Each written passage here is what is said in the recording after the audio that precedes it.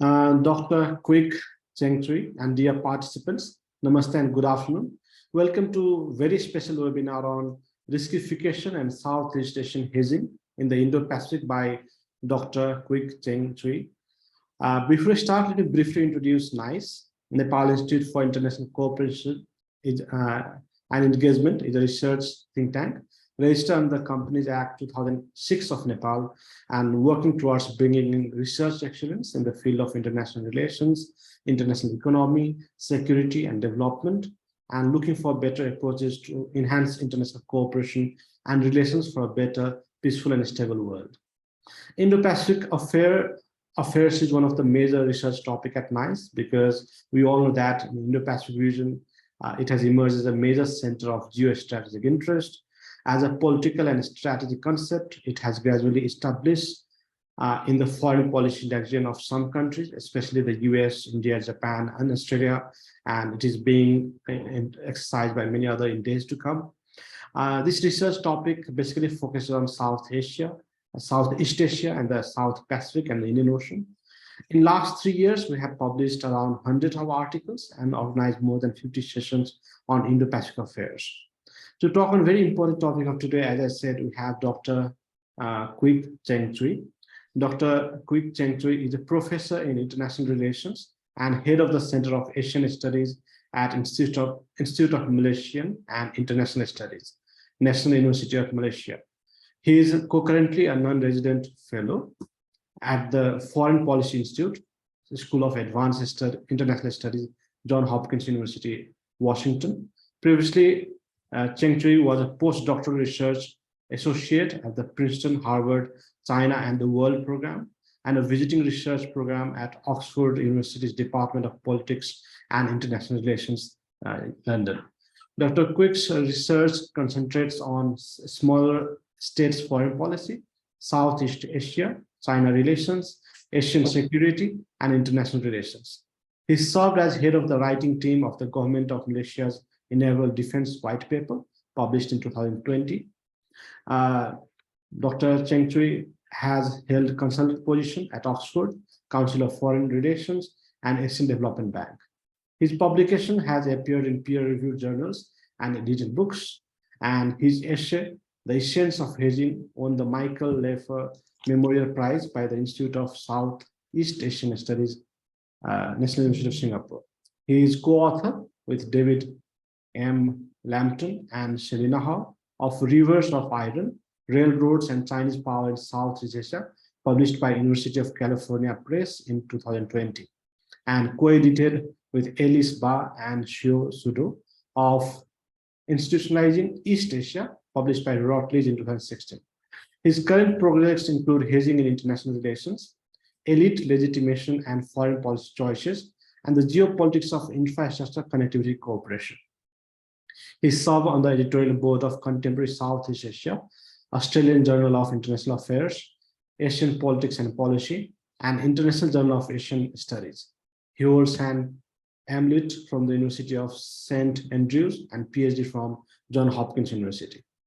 Dr. Cheng-Chwee, once again, welcome to your program. Kindly make your remarks in around 30 minutes, which will be followed by question and answers. The program is streaming live on Facebook and several other social media platforms. We'd like to request all our participants to drop their question on Zoom chat or on the Facebook Live. We'd also like to request you all to like our Facebook page and subscribe our NICE Nepal YouTube channel. Dr. Cheng-Chwee, over to you. Thank you, sir. Thanks very much, Dr. Pramod, for your very kind introduction and also invitation. Good afternoon to everyone. It's a great pleasure to be here to meet with you all, even though just virtually. And I already feel very nice to be able to take part in the NICE activity. So on the request of Dr. Pramod, what I'm going to do is actually to share the findings of a newly published article that came up in the Pacific Review quite recently, a few weeks ago. So to make things easier, for the next 20 or 30 minutes that I have, I intend to present 3 points. First, it's about what is hedging, and secondly, why risk and also the wider riskification process is central for us to understand hedging behavior at the international relations level. And finally, I'm going to illustrate very briefly about how and why countries and smaller countries in Southeast Asia have insisted to hedge at the edge of Indo-Pacific as US-China rivalry intensifies, as we are seeing a more crowded geopolitical environment in Southeast Asia, or some would say the larger Asia or Indo-Pacific. So first thing first, let's define and let's conceptualize hedging. I understand, and I think many of you agree with me, this is hedging is perhaps one of the most controversial and contested term in the study of IR, not just in 2022, I would say over the last 20 years or so. And the debate still continues. So I believe that what I'm providing is one of the many perspectives, and I leave it to you to decide and also to refer to other conceptualization of the term. And I would argue that sometimes the best way to define a term is to actually clarify what it is not. To define X, sometimes it's good to begin by clarifying what X is not, how X is different from Y and also Z. So hedging is very different from some misunderstanding that is going on at the policy circle and even the academic community. Many scholars, many observers, many officials have equated hedging with speculation. They equate hedging with opportunistic, and sometimes describe hedging as a fence-sitting behavior. I understand where and how those misunderstandings come from, but I disagree. Hedging is not about opportunistic. It's not about speculative, because if it is speculative, it means that hedging is trying to avoid, make speculation. But in actuality, hedging is actually to avoid, not to make speculation. And it is not about opportunistic in the sense that what drives a hedging, as I shall elaborate later on, is not so much about maximizing or making profits. It's actually the opposite. Hedging is more about risk mitigation. When actors, rational actors at the country level, individual level, when countries levels decide to hedge, the main driver is actually to mitigate risk and not necessarily to maximize returns. I will have a number of reasoning to illustrate. But the first point that I thought I would and should make is that hedging is not about speculating. Hedging is not about being opportunistic, and hedging is not about fence sitting. Those are common misunderstandings out there, but they are incorrect for reasons that I shall elaborate later on. So what is hedging?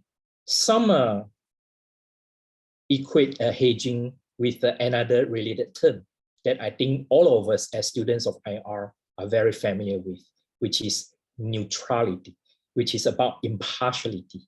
There are a number of different ways of defining it, but generally, I think the bottom line, the common denominator of how to define neutrality is a position. And we are not talking about legal position, but it's a geopolitical position of when we are seeing two or more competing powers.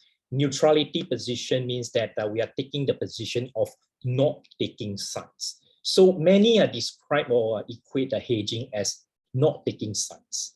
My position is that that is correct. That it's partially correct, but not entirely, because neutrality can take many forms. For example, neutrality can take passive form. It can take active form. So the first point to clarify and to define hedging is that hedging is an active form of neutrality. So if it is a passive neutrality, this is not what hedging is all about. Hedging has to be about active neutrality, meaning that point number one is that if you are hedging, it means that you have decided not to take sides, not to choose sides with any of the competing powers. That is neutrality. But you are doing so in an active way, not a passive way. So this brings me to the first and the subsequent defining elements of what hedging is. So hedging, as I said, has to be, firstly, active neutrality or active impartiality. So meaning that when there are two or more powers competing, at this point of time, US and China are competing. They are each trying to win us over, either those smaller countries in South Asia, smaller countries in Southeast Asia or elsewhere. Each of them try to compete and win us over. If we are hedging, the first position will be we insist not to take sides. We say so and we do so.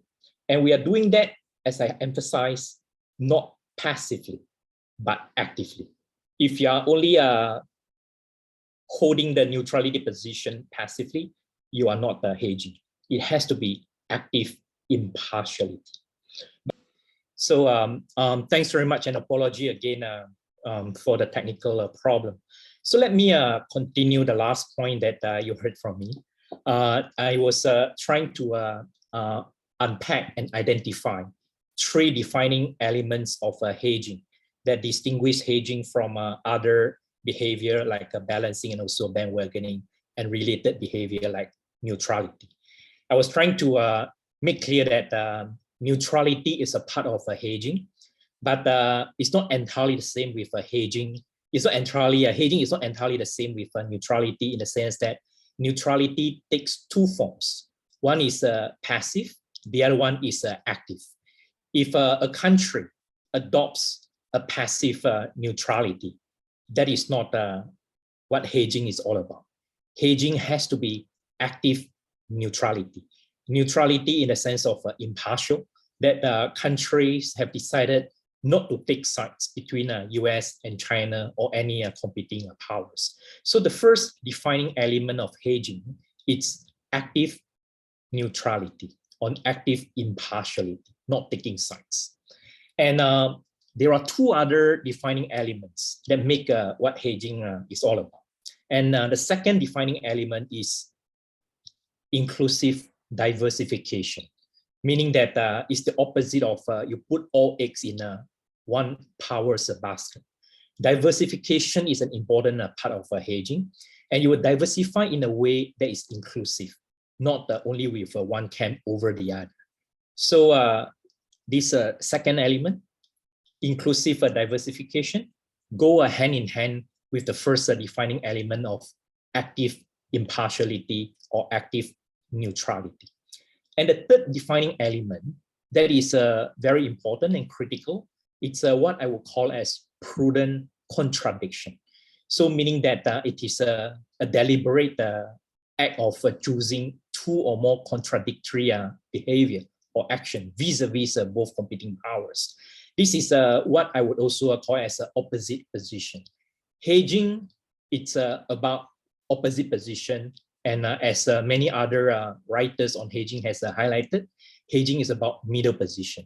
I know my friends and also earlier writers like Evelyn Goh, David Kang, and others have made it very clear and very helpful for us to understand that hedging, it's a middle position between balancing and bandwagoning. Balancing and bandwagoning are the two terms that we students of Southeast Asia have learned from the very beginning of our career, of our study. And we understand that in the current context, balancing means that we choose to put all our eggs and align and side with United States and also the like-minded countries, quote unquote, to push back to counter China. That is balancing in the current context. And bandwagoning is the opposite. Instead of aligning with US, bandwagoning means that a country chooses to align with China, to jump on China's bandwagon as a rising power. And these are clearly two opposite, extremely opposite situation in the sense that you take sides with opposing powers for whatever objective that you try to achieve. And over the last 20 years or so, students who are focusing on hedging have highlighted that in reality, pure balancing and pure bandwagoning do not really happen in many parts of the world, certainly not in Southeast Asia. I believe it's the same in South Asia, in the sense that even if we balance and even if we bandwagon, we only do that partially, not completely, not purely. More often than not, we are all hedging in the form that it's in the middle of the two extreme options and also choices. And that's the reason why hedging more often than not is described as the middle position between balancing and also a bandwagon.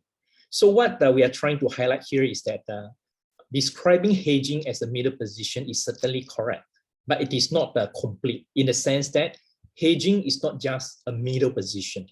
Hedging is also about opposite position of you need as a hedger, you need to adopt mutually counteracting, mutually offsetting behavior so that you have some space, you have a fallback position. So meaning that it is not any contradictory opposite option measures that you adopt, but hedger necessarily adopt opposite and contradictory options for one purpose, which is to keep the options open, which is to preserve the fallback position. So if I can repeat before I move on to other parts of the sharing session, is that hedging is a strategic behavior on the part of rational, prudent actors that entail three defining elements. Number one, hedging is about active impartiality or active neutrality. And number two, hedging is about inclusive diversification. You don't put all your eggs in any basket. You try to diversify. You try to diversify in an inclusive way. And finally, as I said, hedging is about prudent contradiction. So you need to offset your behavior in order to keep the options open. And you are doing that for what I highlighted at the very beginning, in order to mitigate, to reduce the risk.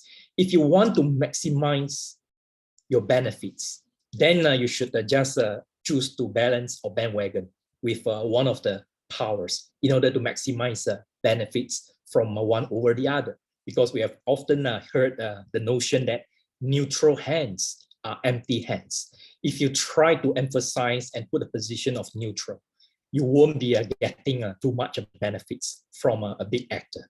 So hedging is not, as I said, not so much about maximizing benefits. Hedging is more about mitigating and offset risk, which brings me to the second part that I would like to highlight here. That is why risk and a riskification process is central for us to understand hedging behavior. Risks are a permanent feature in international relations life, in a personal life, whatever level. And you cannot avoid the risk. Risk will always be there. And that's the desire to mitigate, to reduce the risk is the driver of hedging behavior.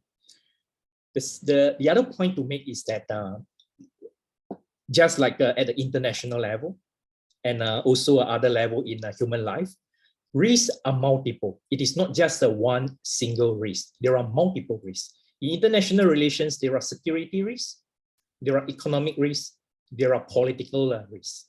So when you have multiple risks rather than a single risk, what happens is a process of riskification in the sense that different actors, different rational actors try to downplay or upplay certain risks over the other.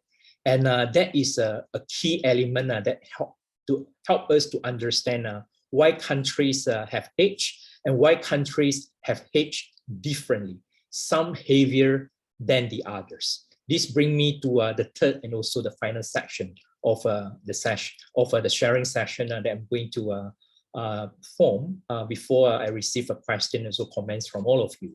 Is that empirically, in reality, countries in Southeast Asia have chosen to hedge in one way or another, some heavily, some lightly, but we all try to hedge in order to mitigate the risk, multiple risks that we are seeing happening, especially as US-China rivalry are being intensified, especially as more and more extra-regional powers in Asia and outside of Asia are entering into Asian geopolitical platform. And those more crowded geopolitical scenarios and also more intensified US-China rivalry bring us some opportunity, yes, but also more importantly, greater and wider risk. So what sort of a risk that Southeast Asia or perhaps smaller countries in other regions, including in South Asia, have in mind? There are plentiful, there are multiple. But let me just highlight the three types of risks that are there, and they are in the mind of leaders, officials, and also experts of mind when we are trying to perceive and also respond to big power rivalry, in this case, US-China rivalry. So these three major risks, and as I stress and emphasize, those are just three major types of risks. There are not exclusive. There are clearly other type of risks, but for the benefit of time, let me just highlight these three types. So the first type, the biggest external risk that smaller countries in Southeast Asia and beyond are seeing is clearly about the risk of entrapment. We are worried that as US-China rivalry escalated, the competition might escalate into conflict and armed conflict. When and if that happens, smaller countries, especially though in Southeast Asia and surrounding, not far from South China Sea or surrounding South China Sea, will be among the first to be entrapped into big power military conflict. None of us in Southeast Asia or elsewhere want to see that from happening. Smaller countries in Southeast Asia know about big power politics. In fact, the history of Southeast Asia is a history of big power politics. Almost all of us in the region had gone through centuries of colonization. We had also gone through decades of Cold War politics. So we do not want to see big power conflict, big power politics, big power conflict from happening again in our region in an armed and a violent way. So risk of entrapment is the biggest, one of the biggest drivers, structural drivers that explain why countries in Southeast Asia have tried as much as possible to hedge in one way or another. We do not think that pure balancing and pure bandwagon, whatever benefits and potential promises that might be obtained, it's worthwhile. We think that it's too risky to adopt a clear-cut options like balancing and bandwagoning because of the need to mitigate the risk, especially risk of entrapment. We have decided we need to hedge in one way or another. And the second type of risk at this point of time is about risk of polarization. Things are getting more and more bifurcated with decoupling strategy, with both powers are trying to pressure smaller countries here and there to be closer with them against or away from the other. We see the risk of polarization are getting higher and higher. Once bifurcation becomes polarization, when countries, like it or not, have to choose sides, that will be the end of the strategic autonomy, the end of hedging that we are talking about here. And we do not want to go into that. And hence, hedging behavior by emphasizing and pursuing active neutrality, inclusive diversification, and a prudent contradiction. We hope that it would help us to mitigate the risk of entrapment, the risk of polarization, and finally, about the risk of regional or group marginalization. I think all of us are aware that over the last one decade, few years or so, there are more and more non-ASEAN initiatives being put forward, and they are gaining momentum. Things like Quad, things like the notion of Indo-Pacific, things like as late as recent as last September, we have heard the AUKUS, Australia, UK, US Security Pact from being formed. We in Southeast Asia, we are ambivalent about all these mechanisms, Indo-Pacific and its expression form of Quad, and also the related grouping of AUKUS. We are ambivalent in the sense that on the one hand, we do welcome more countervailing forces to constrain China so that China's aggressiveness would not be growing at the expense of our own interests. But on the other hand, we are also worrying that those non-ASEAN initiatives will gain momentum at the expense of the regional centrality of ASEAN as a group. We are worried that those non-ASEAN initiatives will push constrainment policy into the dangerous containment policy. For us, containment policy will be a nightmare in the sense that it would entrap us, it would polarize the region, it would distract us from all of us, countries in Southeast Asia and beyond, from concentrating on the more important, more pressing domestic challenges. And because of that, even though hedging is not perfect, it is not the best policy. There is no perfect, there is no best policy in the real world. So hedging at most is only an acceptable, the second best option because of there is no better alternative. We know hedging has its own risks. There are some uncertainties, but hedging is precisely for us that we could count on to mitigate those uncertainty because of without kind of hedging kind of a behavior, we are going to face in one way or another, sooner or later, being suffer from all the three and related risks that I have emphasized. Risk of entrapment, risk of polarization, and a risk of group marginalization. Group marginalization in the sense that ASEAN is being marginalized. ASEAN no longer playing the central role in Asia-Pacific affairs. And because of that, the importance of mitigate and reduce risk, countries in Southeast Asia in one way or another try to hedge by avoiding taking sides, by trying to diversify as much as possible, and and also more importantly, to adopt contradictory action. Let me just give a very brief examples that are happening in Southeast Asia that I'm pretty sure our friends in South Asia and elsewhere can draw examples or parallel examples. That what do we mean by prudent contradiction? Let's take Vietnam as an example. Vietnam is a heavy hedger.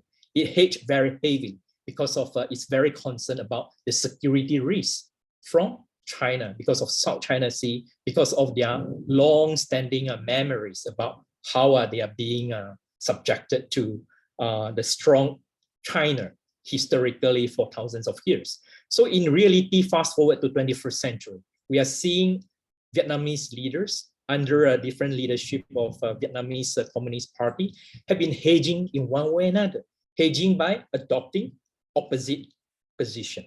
How opposite?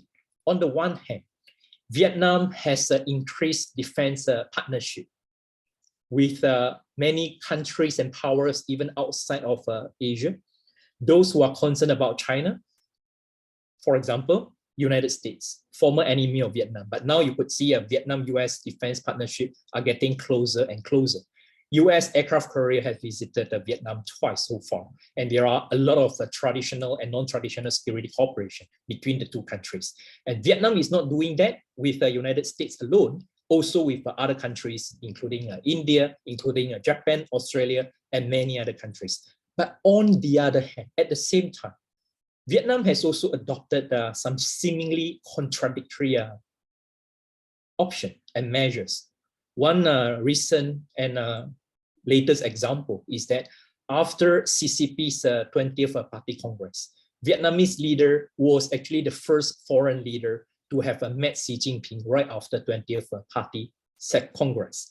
And that is contradictory. Contradictory in the sense that while Vietnam is consistently, persistently upgrading strategic partnership with quote-unquote like-minded countries, with US and also other allies, US allies. But at the same time, Vietnam is doing something opposite of not going too far by putting too much eggs in a US basket or Western basket, but also try to diversify with China, make it a point that the party-to-party relationship, party-to-party relations between Vietnamese Communist Party and Chinese Communist Party will be able to provide some platform for Vietnam to offset the risk of siding completely with one end over the other. Another example would be the 2019 Defense White Paper of Vietnam.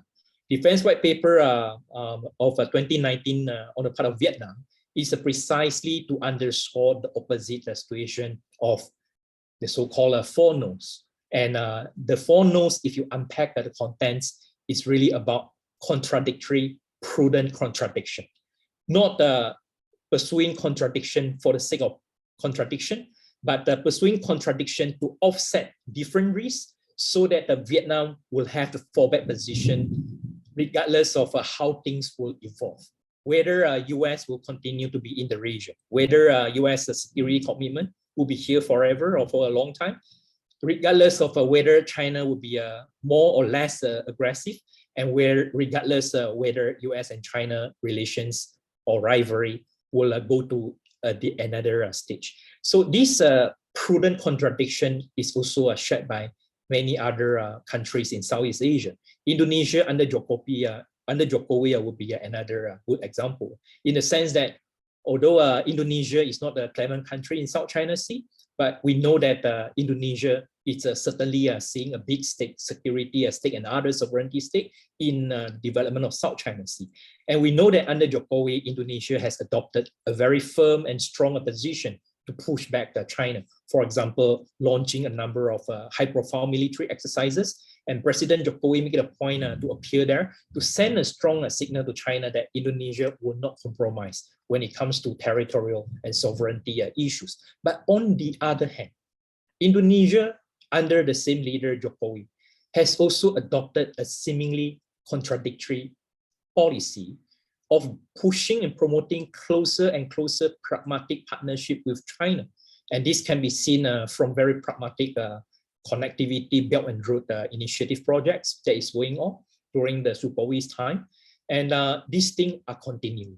And Indonesia has also adopted and developed one of the most high level and matured stable mechanism, bilateral consultative mechanism with China in order to send a message to China that Indonesia is not taking sides. Indonesia is still pursuing active neutrality situation, even as Indonesia is investing more and more on strategic diversification with more powers beyond Southeast Asia.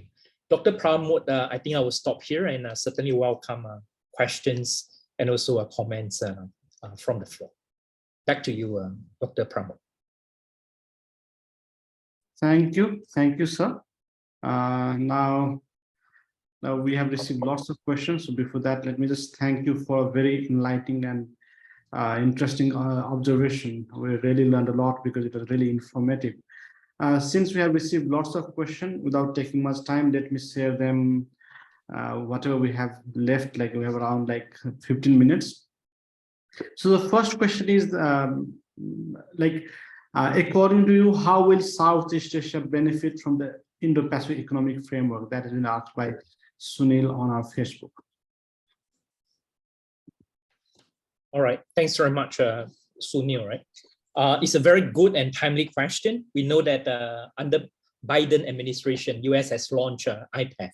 And so to answer your question, I think in general, we understand that only 7, not all ASEAN countries are members of IPEF, right? Only 7 out of 10 ASEAN countries have signed and entered into IPEF. So that already show the ambivalent aspect of how we smaller countries in Southeast Asia perceive IPEF.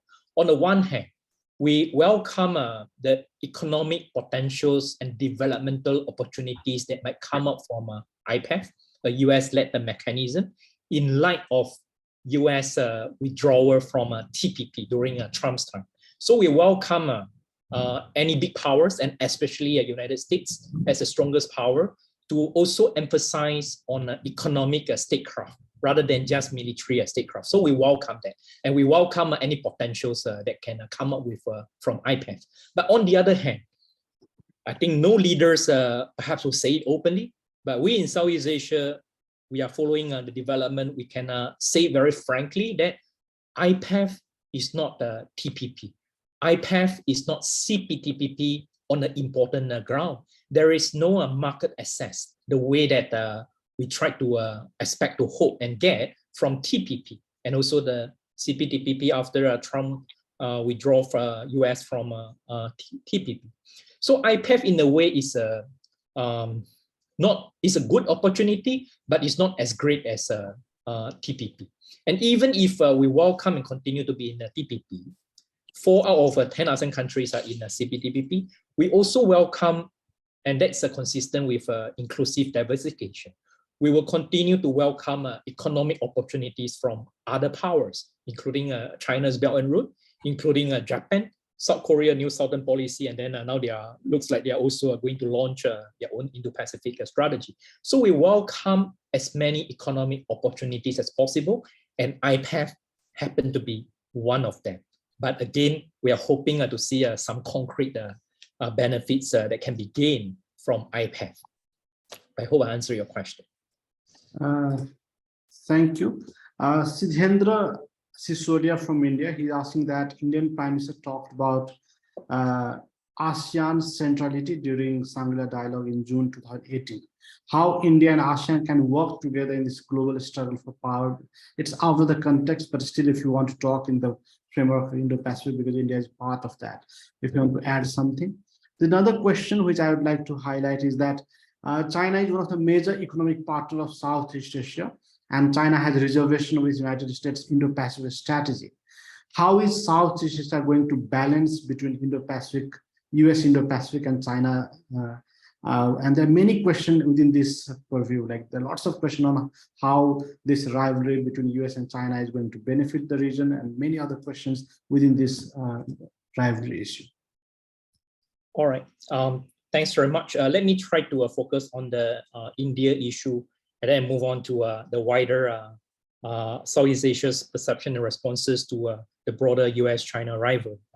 So about India, certainly India, Southeast Asia welcomes and that India commits to reiterate India's commitment about ASEAN centrality.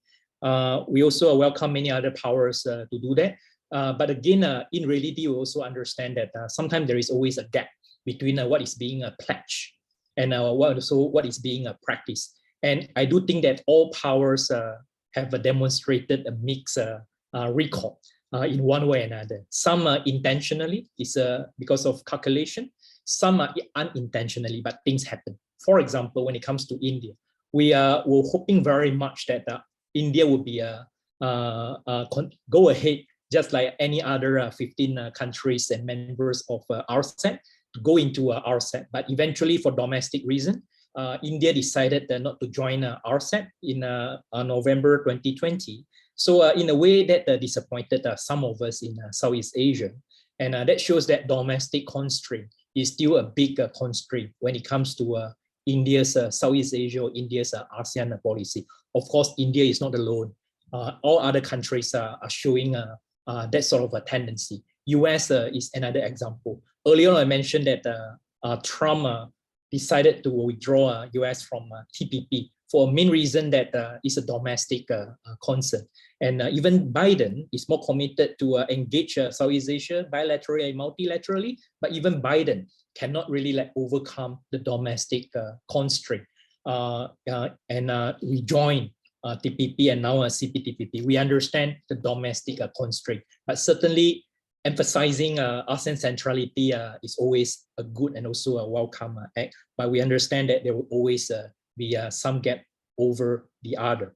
And another example to illustrate about ASEAN centrality and about the gap that I highlighted is that the other example to show that there will always be some different level of prioritization, in the sense that IPEF, when it was announced, and we were hoping that the detail will be announced when ASEAN leaders were in the United States attending the US-ASEAN Special Summit.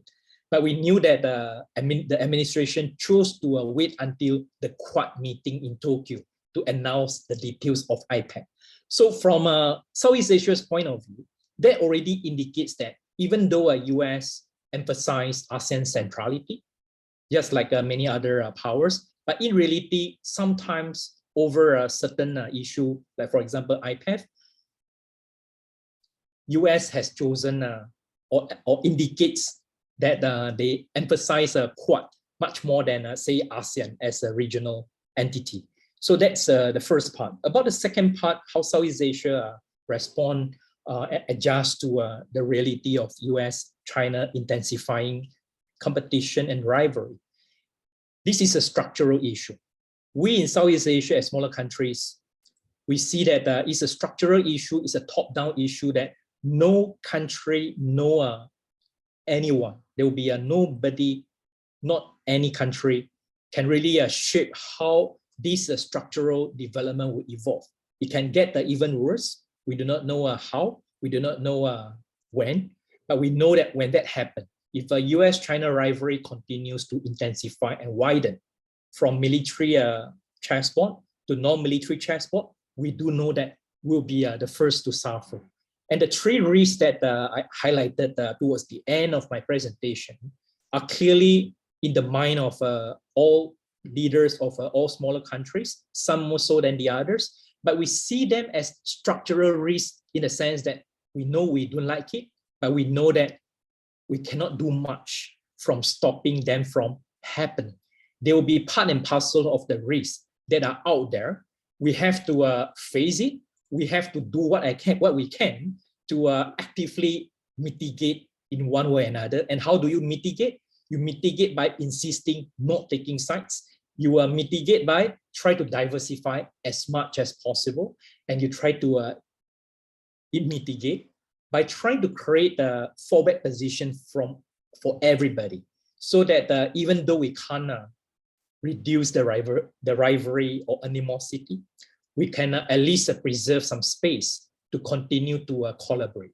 And the fact that RCEP was born at a very difficult time in power terms, and very difficult time because of COVID, is an indicator and evidence showing that hedging does preserve some space for continuing cooperation to bring about development, concrete development that is good, as long as participating countries are ready to subscribe to it. I will stop here. Thank you. We still have around 7-8 minutes, so let's take 2 more rounds of questions. Another is like, does Southeast Asian countries have a unified stand or a strategy on Indo-Pacific? A strategy, or there is variation? You've already mentioned that there is variation, but if they vary, like what are the different stands of Southeast Asian countries on the issue of Indo-Pacific strategy? Like, how do you look at the region? Where do all the countries stand? Second is that China has displaced Japan as Asia's largest economy and ASEAN's largest trade partner. China's GDP today is more than 5 times of ASEAN combined. So what does it mean for the future of Indo-Pacific strategy in Southeast Asia? These are the 2 questions that we have received on Twitter. All right, thanks very much. Those are excellent questions. Number one, about whether or not Southeast Asia it's united or have a united position vis-a-vis Indo-Pacific. I would say the answer is yes and no. It's a no in the sense that, as in many other things, Southeast Asia is a group of very diverse member states. All are vulnerable in one way or another, but we do have a very diverse and some are more subtly different than the others position about many things. Indo-Pacific certainly is one example, and including by extension the expression of Indo-Pacific in the form of Quad.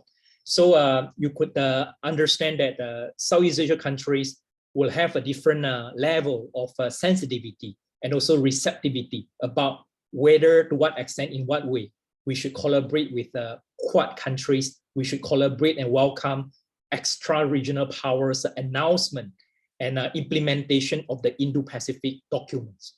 So I think there are lots of news that illustrate those different degrees of sensitivity and also receptivity. But on the other hand, despite those subtly different form of outlook, you do see there are some common denominators across ASEAN capitals, and we are trying to also leverage in the fact that we actually have 2-level platforms in Southeast Asia: the individual country platform and also ASEAN as a group level. So as a group, ASEAN has avoided to officially, formally acknowledge or partner or welcome Quad as a group. But individually, you could see more countries, individual countries in ASEAN, we are adopting bilateral or continuing to develop bilateral partnership with individual Quad members. So we have taken the prudent, cautious, seemingly contradictory position vis-a-vis Indo-Pacific and also Quad as a whole by leveraging on the group level and individual level. So that creates some space for us to reduce risk. We cannot eliminate the risk, but we do reduce the risk by choosing and also collaborating selectively. So one example would be Vietnam is the only ASEAN country, right, that took part in the so-called, some media have called it as a Quad Plus meeting, meaning that in other than the 4 members of Quad, US, India, Pakistan, US, India, Japan, and also Australia, there were 3 other countries that took part in the virtual meeting at the height of COVID. Those 3 countries are South Korea, New Zealand, and also Vietnam. But Vietnam will deny that that is actually about Quad Plus. And Vietnam, until today, this is 2022, continue to emphasize that it has no interest in joining Quad Plus, continue to stay and also keep some distance from Quad and also from Indo-Pacific as a whole. But at the same time, just like any other countries in ASEAN region, Vietnam has also committed to the June 2019 document on the part of ASEAN as a group, come up with the ASEAN Outlook on the Indo-Pacific, the AOIP. And this AOIP allows ASEAN to make a stance at the group level to emphasize the importance of inclusivity and also ASEAN norms. At the same time, also emphasize about the importance of a rules-based. So we are emphasizing about the principles, about the norms, without being entrapped into the big power dynamics that we are already seeing bit by bit later on. The good development, and this allowed me to move on to the other question, is about China, right? So the questions pointed out very correctly. China perceived very negatively about Indo-Pacific and Quad. But you could also see that over time, China has pragmatically adjusted, recalibrated the approaches. For example, late last year, we heard China in the form of their foreign minister Wang Yi openly express support, endorse AOIP, ASEAN version of Indo-Pacific. In other words, I think China realized that there are many forms, variants of Indo-Pacific. China clearly continued to oppose to the Quad version, the US version of Indo-Pacific. But China does see the ASEAN version of Indo-Pacific in the form of AOIP, provide some space for China to continue to take part in the ASEAN and also Asian-related cooperation. So the remaining point about China, Japan, what was the specific question again about China and Japan in Southeast Asia? China has replaced Japan. Now China is the largest trading partner. So what does it mean to Indo-Pacific strategy and the future in Southeast Asia? Yeah, I think the trend that China overtook Japan as the second largest economy and also increasingly more important developmental partners, economic partners of ASEAN region, individually countries. All this actually took place a while before Quad and also Indo-Pacific. So in a way, what we are seeing are like parallel developments and also trends. So again, those are structural trends. We in Southeast Asia, we have to accept it. And many of us, all of us are trying to adapt and also leverage in one way or another without departing from our more fundamental principles. The more principle of not putting all eggs in anyone's basket. So in that sense, you could see there are lots of facts and also evidence to show that ASEAN countries, including or especially those who are very receptive in collaborating with China on Belt and Road, we are also the one who actually welcome Japan and welcome many others to come forward and collaborate with us on the development cooperation. And in fact, Japan in this regard, Japan is not a newcomer. You know, Japan is actually a pioneering, is one of the oldest developmental partners when it comes to, say, infrastructural connectivity building. So over the decades, now China is, because of in large part because of Belt and Road. China is indeed playing a bigger role, but precisely because of that. And that comes back to what I emphasized, inclusive diversification. No countries, unless you have no options, you want to, nobody will want to put all eggs in anyone's basket, certainly not China, not Belt and Road. So we do welcome Japan, but it's not just about Japan, it's also about South Korea and other partners. So when EU announced a global gateway, when G7 announced Build Back Better World and also about the PGII, we welcome that. But the challenge for us, and I believe this is not just Southeast Asian countries, it's the same for South Asian countries, is that we do want not just announce alternative or announce initiative. We want concrete. We want what is really put on table that we can collaborate. Otherwise, announcement remain as an announcement. It cannot be something that we consider as an alternative. So I think Japan clearly is, and I'm pretty sure other external powers as well, do realize that providing alternatives is important so that smaller countries in different regions can consider, and we can come up with prudent policy that will be sustainable, not just economically, but also politically in the domestic level, because of voters will have some voice as to how things are being played out and also developed. Thank you, Dr. Kuik Cheng-Chwee. Thank you so much for the very interesting presentation. I, on behalf of NICE and all our audience, would like to thank you for your time, kind presence. We hope to have you in real, maybe in Kathmandu or in Malaysia. I would also like to thank all our audience for their wonderful question. Thank you so much and have a nice day. Thank you, Dr. Pramod, and thank you, everyone. It's truly a nice experience despite the technical problem. Look forward to stay in touch. Thank you, sir. Thank you.